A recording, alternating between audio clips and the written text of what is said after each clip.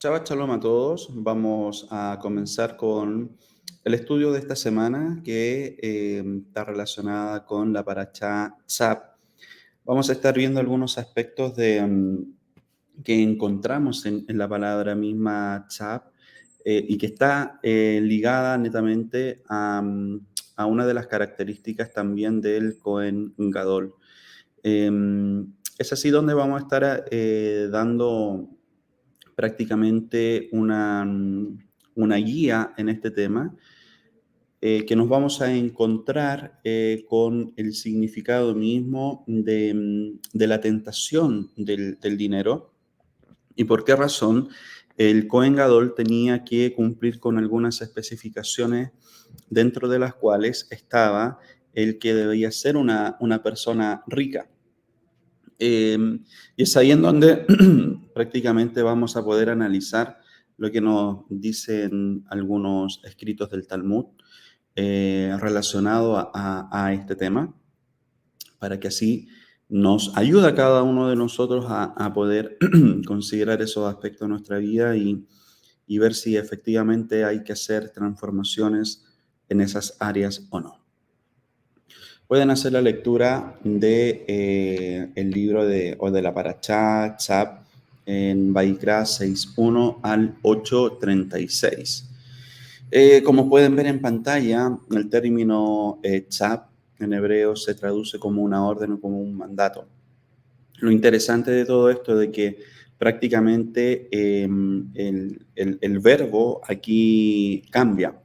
Ya se está hablando como de una orden, de una forma como un poco más dura considerados para algunos, versus la forma en que se había hablado por parte de Hashem hacia Moshe anteriormente, cuando le dice como instrucción, habla a los hijos de Israel, en cierta forma darles a conocer este mandato.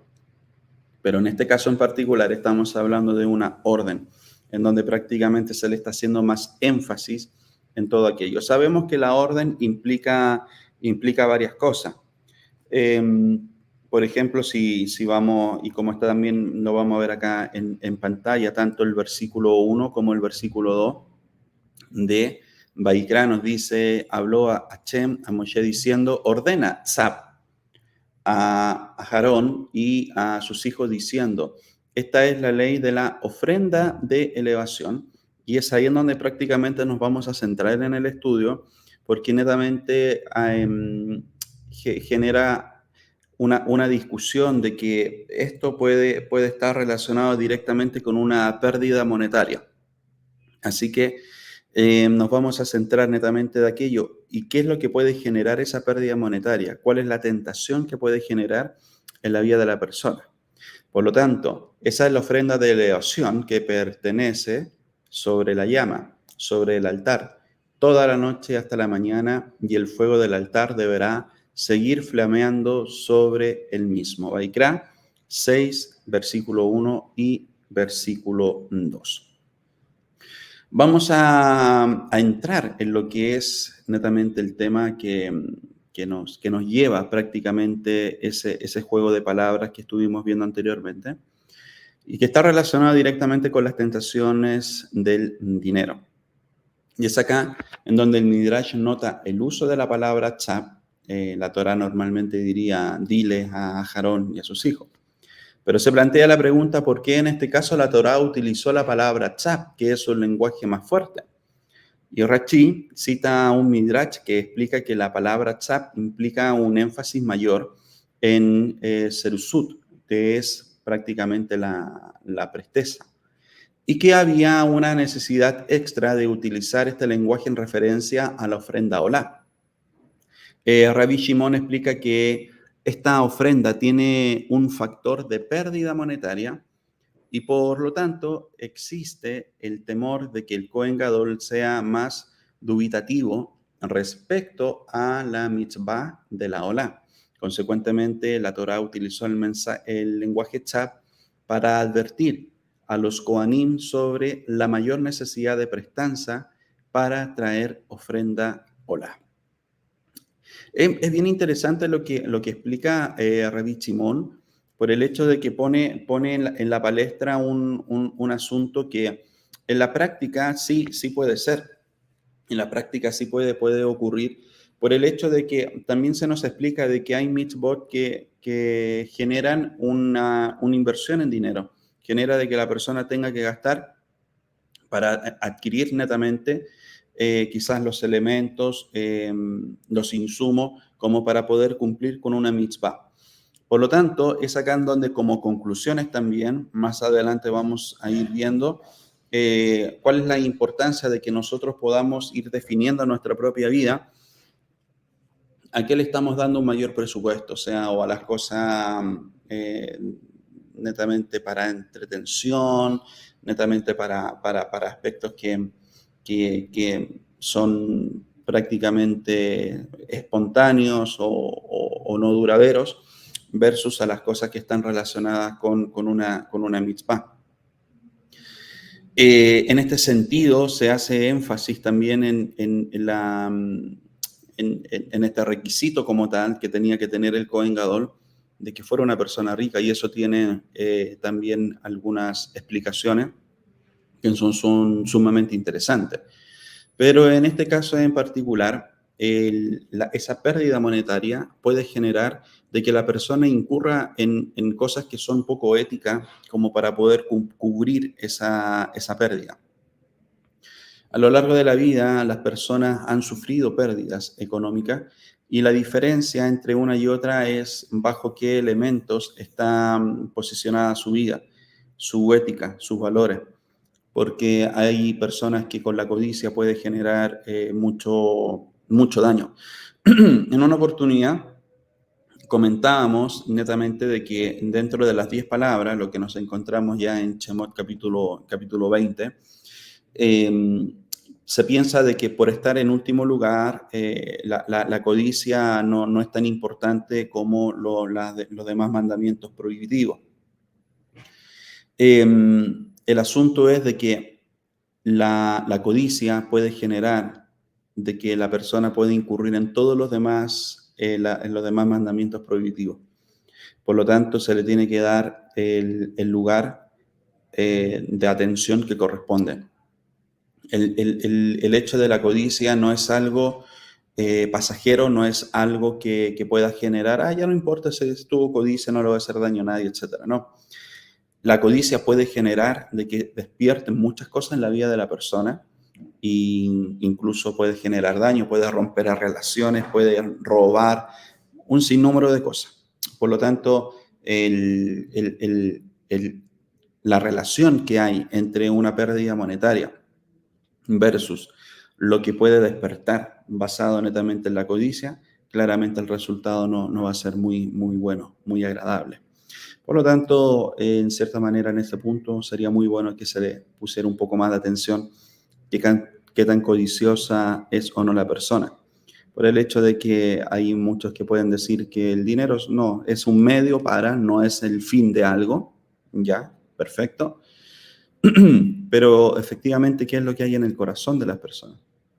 Y a lo largo de la vida se presencian aquellas cosas y se da a conocer la esencia misma de la persona y efectivamente se ve qué tan cercano o aferrado está al amor al dinero. Por lo tanto, como decía Rabí Shimon, y explica de que esta ofrenda tiene un factor de pérdida financiera. Entonces vamos a ir viendo algunos puntos en particular porque ahí vamos a tomar alrededor de 3 fuentes para poder responder a qué se refiere esta pérdida monetaria que hay por esta ofrenda. Entonces, ya a fin de realizar el servicio de los sacrificios, los Kohanim deben renunciar a los medios de los que dispondrían normalmente para ganarse el sustento. Este sacrificio monetario es especialmente notorio en el caso de una ofrenda de elevación, de la cual los Kohanim no reciben nada en absoluto, puesto que toda su carne es quemada en el altar, basado en lo que nos dice el Guraría. Efectivamente, o sea, si bien el cuerpo del animal es entregado, no podían prácticamente sacar algún tipo de ganancia, por así decirlo, de aquello. Todo el sacrificio era quemado en el altar. Por lo tanto, no es algo que pudiera venir como una retribución para su vida, como es el caso de algunos otros tipos de ofrendas que efectivamente podía comer de algunas partes del animal. En este caso, claramente se podría considerar como una pérdida monetaria esto. Pero cuidado con el concepto, ¿no? Acá no estamos hablando como una pérdida monetaria con el hecho de algo que vaya a empobrecer directamente a la persona, sino que es una salida de recursos por cumplir una mitzvah. Y es ahí en donde debemos analizar netamente nosotros cómo está nuestro corazón ante aquello. Si bien entendemos de que hoy en día, por no haber templo, y así también considerando nuestra postura en tipos de ofrendas como de pecados, etcétera, entendemos claramente de que esto no se trata de que vamos a estar poniendo recursos para estar comprando animales y llevar sacrificios. O sea, eso sería, no es correcto. Acá lo que estamos considerando netamente es la información que hay respecto a lo que nos dice la Jumach, etcétera. Acá nosotros podemos llevar netamente el servicio a Hashem, efectivamente, desde nuestras quejilá, desde nuestros ministerios, etcétera. No hay templo, no se pueden hacer sacrificios. Vino Mashiach, que es y es ahí donde también podemos analizarlo como tal, como el símbolo este símbolo de sacrificio, también por el pecado exactamente, también es la figura del Mashiach. Por esa razón, es fundamental de que podamos tener los conceptos sumamente claros y no entrar netamente en una especulación. Oye, ahora hay que destinar dinero para comprar animales, esto y lo otro. No. Nada de eso, nada de eso. Eh, Basado en el con lo mismo nos dice la Torá y los sabios de bendita memoria, al no haber templo no se puede hacer. No se puede hacer. Así que mucho cuidado sobre todo en las épocas de que estamos a puertas de Pesaj, en donde por ignorancia, por confusión, por mezclas, incluso hay personas o movimientos que pueden estar hasta matando animalitos, pueden decir simbólicamente, no entren en eso, ¿ya? Netamente aférrense a lo que nos dice la Torá. Cerrando ese paréntesis, aquí nosotros vamos viendo netamente que sí hay como un sacrificio monetario, pero basado en lo que la persona está invirtiendo netamente para que se pueda cumplir una mitzvah como tal. Si nos vamos a lo que nos dice el Rambam, esta pérdida monetaria no se refiere al servicio de la ofrenda en sí, sino a la carga financiera de una ofrenda que se menciona posteriormente en nuestro capítulo. Cada Cohen debe traer una ofrenda farinacea en su iniciación en el servicio en el templo, ofrenda que el Cohen Gadol debe traer todos los días, o sea, así también tiene que tener esa capacidad de poder presentar una ofrenda todos los días. Vamos a ver un tema después que ocurrió en la época de los Hashmoneos, en donde también la situación no era muy simple, sino que era una situación delicada también.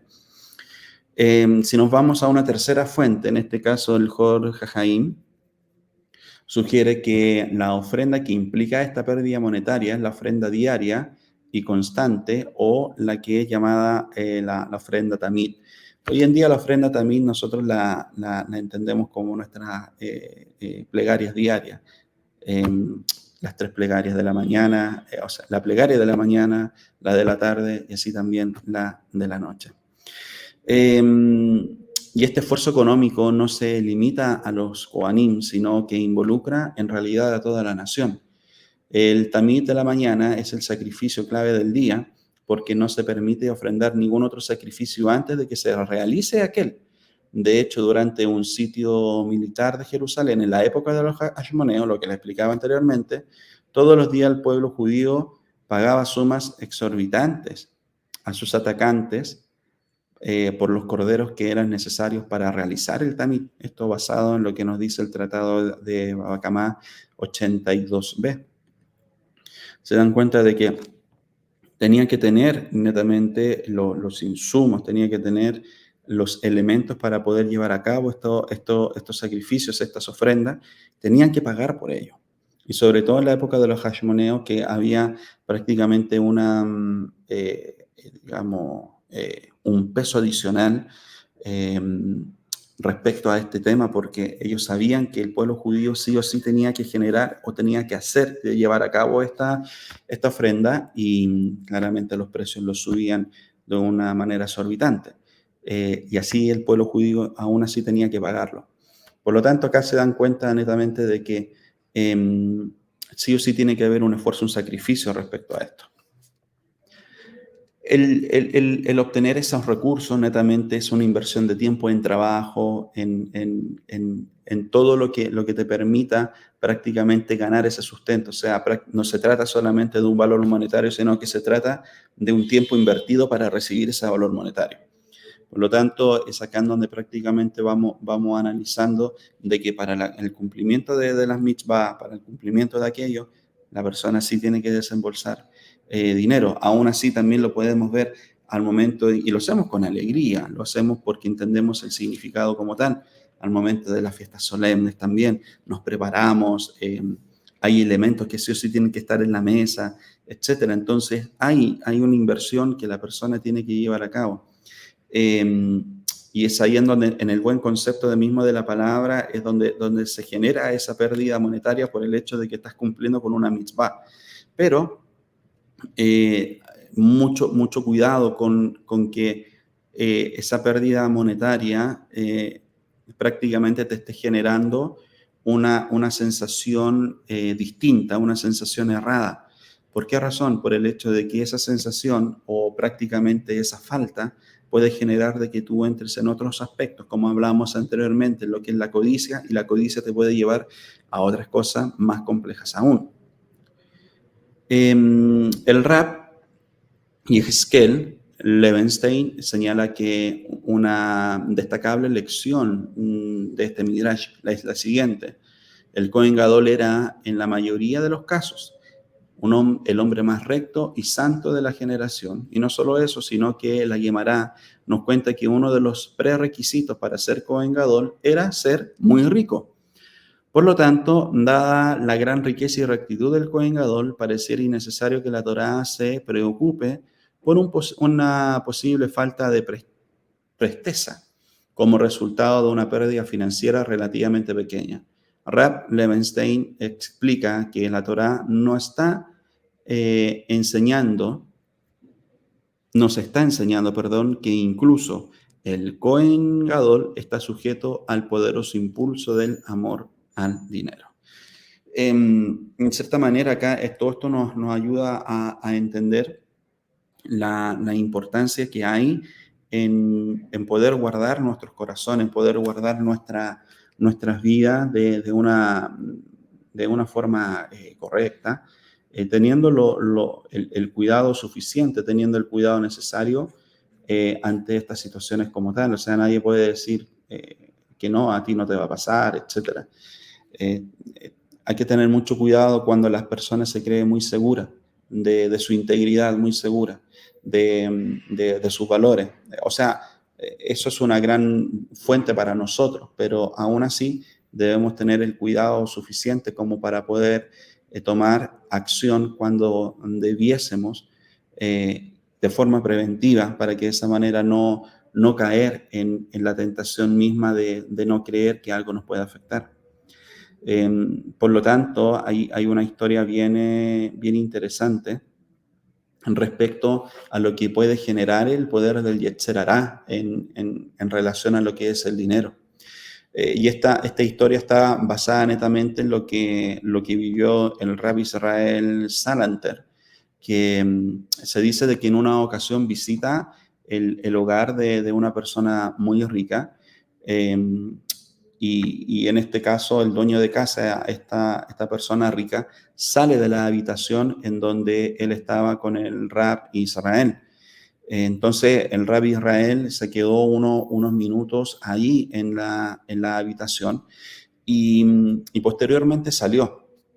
Entonces cuando llega esta persona rica a la habitación no lo encuentra. Entonces finalmente lo encontró parado fuera de la casa. Entonces el Rab ahí le explica que como había una gran cantidad de dinero sin contar en ese cuarto y que no quería estar ahí solo con él. Explicó, o sea, ¿por qué razón? Porque en cierta manera también pudo haber considerado de que era una gran tentación haber estado solo con ese dinero en esa habitación.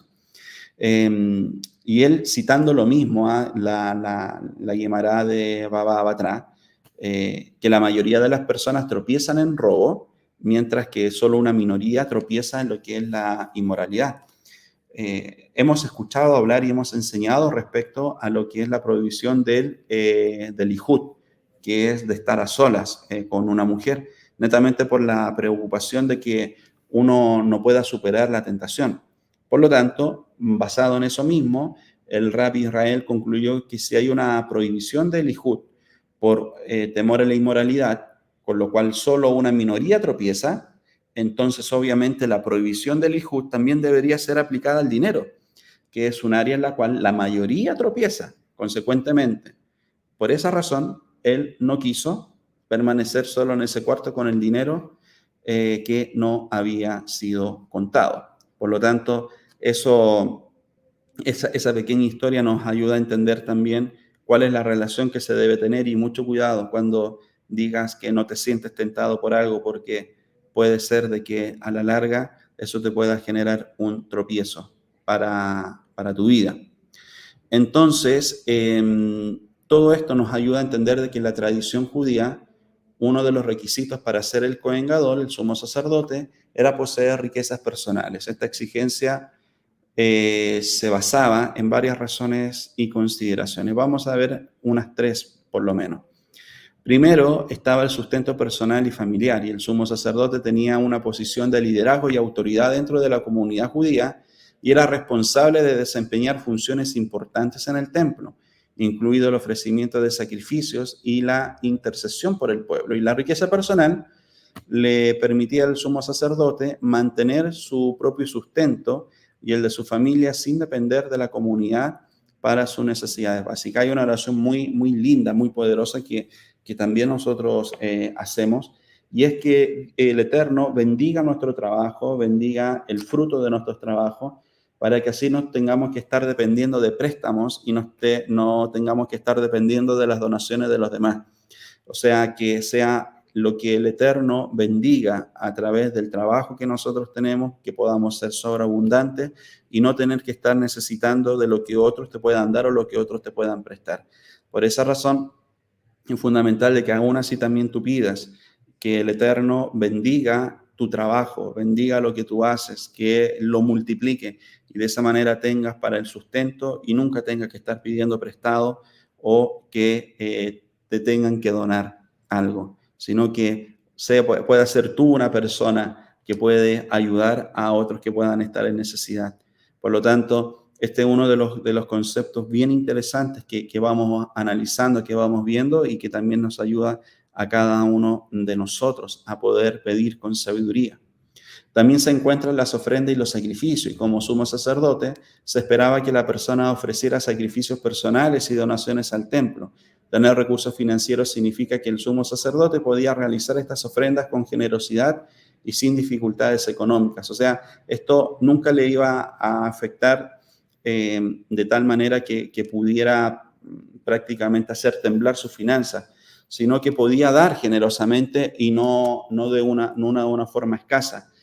Por esa razón hay muchas personas que solamente piden en oración, no es tener para el sustento y eso solamente. No, tienes que ser más amplio en tus oraciones y que el Eterno pueda bendecir mucho más el fruto del trabajo de tus manos para que puedas ser una persona que dé abundantemente, que dé generosamente.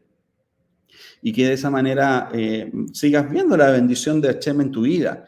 Por lo tanto, en cierta manera no seas escaso en pedir, pero mucho cuidado, sin entrar en la jactancia, en la vanagloria, sin entrar en todos aquellos aspectos que puede generar de que la persona pueda retroceder o pueda endiosarse prácticamente por lo que ha recibido, sino que tener buena conciencia de por qué estás siendo sobreabundante en tu vida y de la forma en que puedes bendecir a los demás. El respaldo de estatus y posición. Y la riqueza también estaba asociada con el estatus y la posición social en la antigua sociedad judía. Y el sumo sacerdote, como representante principal del culto en el templo, debía reflejar esa importancia y prestigio a través de sus posesiones materiales. Pero era uno de los aspectos, ¿ya?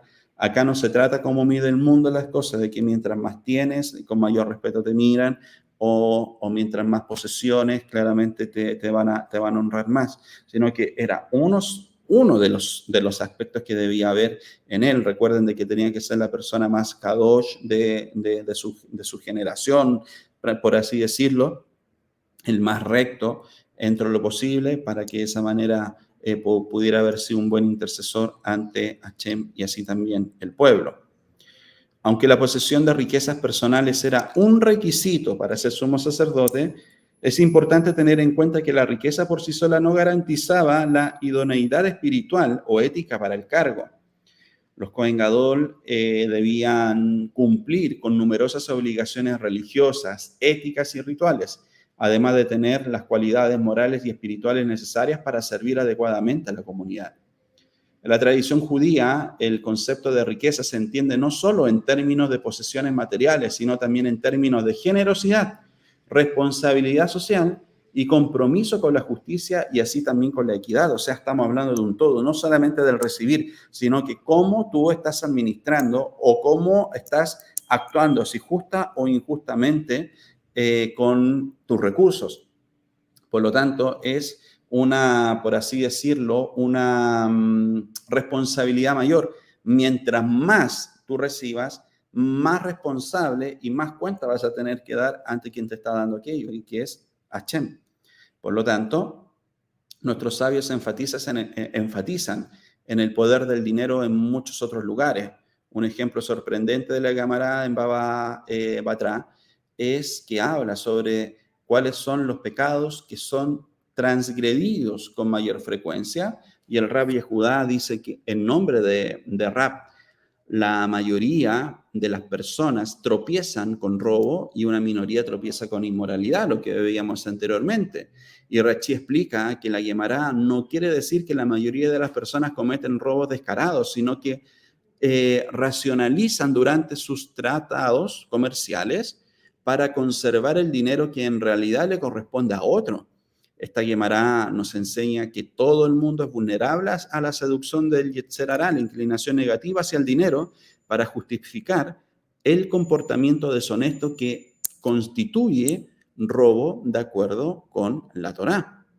Por lo tanto, el Midrash y el Talmud contienen enseñanzas y reflexiones sobre el amor al dinero, destacando tanto las advertencias como los peligros de la codicia, como la importancia de utilizar la riqueza de manera ética y justa. Veamos a continuación algunos pasajes respecto a esto. Si nos vamos al Midrash Tanhumá, basado en el estudio de la Parashá Ki Tisa, en este Midrash se destaca la advertencia sobre la influencia corruptora del amor al dinero, indicando que las personas pueden llegar a cometer actos injustos y perjudiciales con el afán de acumular riqueza.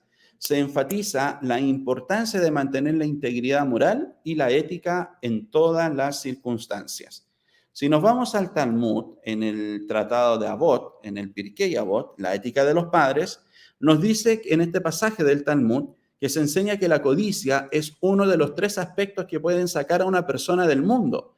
Se advierte sobre el impacto destructivo que puede tener el amor excesivo por el dinero en la vida espiritual y ética de una persona. Y si nos vamos al Tratado de Sanedrín 100a, en este pasaje del Talmud se discute la importancia de la circunscripción del deseo de riquezas. Se destaca que el deseo de dinero no se satisface fácilmente y puede conducir a acciones inapropiadas si no se controla adecuadamente. Por lo tanto, es acá donde están todas las advertencias que claramente tenemos que considerar para no caer netamente en aquellas cosas que pueden perjudicar la vida de cada persona. Por lo tanto, todo trabajo que nos pueda ayudar a prevenir todos estos aspectos, bienvenidos sean, y así debemos actuar de una forma preventiva para evitarnos esos dolores, esos daños y sobre todo también esas consecuencias. Por lo tanto, basado en lo que nos dice el Rab Yehonatán Yefen, en primer lugar, la lección de esta parashá es que el temor a perder dinero no debe tener un efecto dañino en el cumplimiento de las mitzvot. Hay muchas mitzvot que involucran gastos importantes y uno debería tener la misma presteza para cumplir estas mitzvot que tendría para cumplir las menos onerosas. Otra lección es que uno debería preocuparse por ser consciente de su gasto en mitzvot en comparación a su gasto en placeres materiales. Si uno gasta generosamente en sus vacaciones, hogar y auto, debería mostrar un deseo similar de gastar dinero en mitzvot en general y en caridad en particular. El Jefet Haim alentó en una ocasión a un hombre rico que sentía que ya estaba dando una cantidad importante de dinero en caridad a dar más dinero aún. El Jefet Haim le mostró a este hombre que él en realidad gastaba más dinero en su ropa que lo que daba en caridad. Y así también tenemos otra forma en que el amor por el dinero puede entorpecer nuestra Avodat Hashem, el servicio divino. Es que en las áreas en las que es posible sufrir una pérdida monetaria, la persona se vea tentada a torcer las leyes de la Torá. Por esto, incluso una persona temerosa de Dios puede evitar hacer preguntas alágicas en áreas relacionadas al dinero. Por lo tanto, las advertencias están en la Torá, están netamente en lo que nos dice el Talmud, las citas que nosotros ya hemos visto en este estudio, para que nosotros podamos tomar buenas decisiones, para que los caminos nuestros sean rectos y no tengamos que estar sufriendo consecuencias que a la larga pueden perjudicarnos y a los que están a nuestro alrededor. Que sea el Eterno bendiciendo todo el trabajo, el fruto del trabajo de nuestras manos, que sea sobreabundante y que de esa manera siempre tengamos para ser generosos con los demás, podamos dar generosamente a otros y así también podamos llevar a cabo inversión con el hecho de que todo lo que esté relacionado con las mitzvot, ahí también nosotros podamos ser sobreabundantes también en dar. Por lo tanto, que el Eterno a cada uno de nosotros nos bendiga con sabiduría y así también con sobreabundancia. Espero que sigan disfrutando mucho de este Shabbat junto a su familia y comunidades y que en este día todo el aprendizaje que podamos recibir sea llevado a cabo para la mejora constante y la perfección en nuestras vidas. Shabbat Shalom a todos.